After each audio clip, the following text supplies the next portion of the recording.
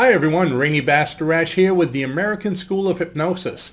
This week I was having a conversation with this young lady about hypnosis, and as we were talking about it, the different things you can do, she seemed really impressed, but one of her concerns was that hypnosis may be a little along the lines of witchcraft or voodoo or some of these evil things, and that she thought it was against her religion.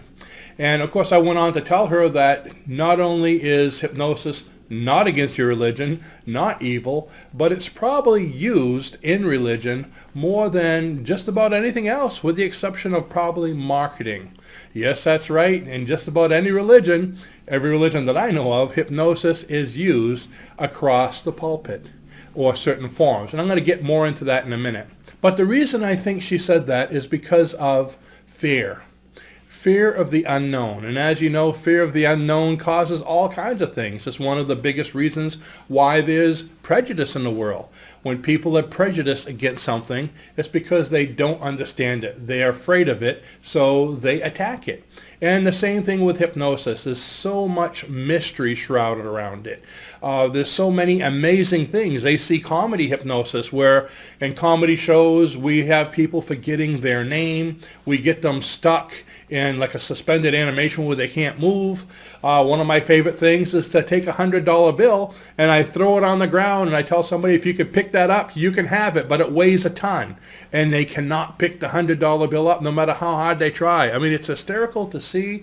And some people will say, wow, it's a magical trance of some sort. He has this power. But it's no power. It's just or if it was a power, it would be the power of suggestion. It's the power of your own mind. That's all hypnosis is suggestibility. I give you a suggestion and you accept it. So as you can see, there's a big difference between suggestibility and witchcraft. However, because of the fear, because of the unknown, people balk against it. People think it's against their religion. They think it's something really evil. And of course, 300 years ago, if you had the knowledge of hypnosis and were able to do these things, you probably would have been burnt to the stake as a witch, again, because of the prejudice, because of the fear, because of the ignorance that people had about it. But today, let's go back to talking about religion. I have taught many ministers, rabbis, leaders of all different kinds of churches that came to me that wanted to learn hypnosis because they were informed and they understood that it's the power of suggestion. And by having this ability, it makes them a better minister. It makes them more able to get the suggestion, get their ideas across to their parishioners. So you can see it's a very good thing. In fact, one of the oldest forms of hypnosis and one of the most, I guess you could say, commonly known is called Ericksonian hypnosis. And what's Ericksonian hypnosis? It's teaching or hypnotizing using metaphors or stories. So let me give you an example of Ericksonian hypnosis. Have you ever heard of the story of the boy who cried wolf? This shepherd boy was wanting attention, so he come running into the village as he was watching the flocks and said, "Wolf, wolf!" And everybody ran out to see if there were wolves, and they weren't. And the boy called it out again, "Wolf, wolf!" And this is a children's book that you'll find in any bookstore. All the people ran out and there were no wolves again. And then the third time when he cried wolf, people didn't believe him anymore. So what happened? He got devoured by the wolf. Okay. Now, it's a gruesome story, but that's the basis of Ericksonian hypnosis. It teaches a message to children that you shouldn't lie, because if you do, people won't listen to you anymore. They won't believe you. So by using stories, it's less threatening. It's not like me coming up to you saying, "Don't you lie. You're naughty if you lie." If I say that, you shut right off. You won't listen anymore. But when you're telling a story, people relate to the story, and the message in the story also gets related to them.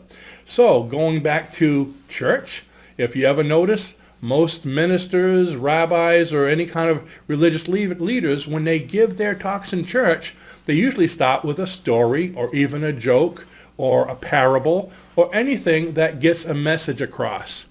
Did you notice I said parable? Yes, that's right. In the Bible and a lot of older books like that, religious books, they have what they call parables. What are parables?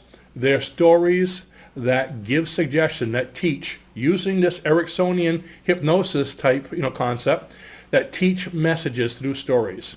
So when everybody's in church and the priest starts giving a story about how someone was abusive to their family or their spouse and how it turned out really bad, someone in the congregation might have that same problem where they're being abusive to their wife.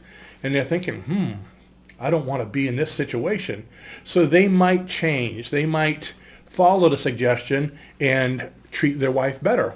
Whereas if the preacher just came up to him and said, "You're beating on your wife, you better stop," he's just going to get upset and probably even get worse. So you can see the advantage of Ericksonian hypnosis or giving suggestions in church. Now, by giving this suggestion and by having someone change their life, as you can see, that's a good thing.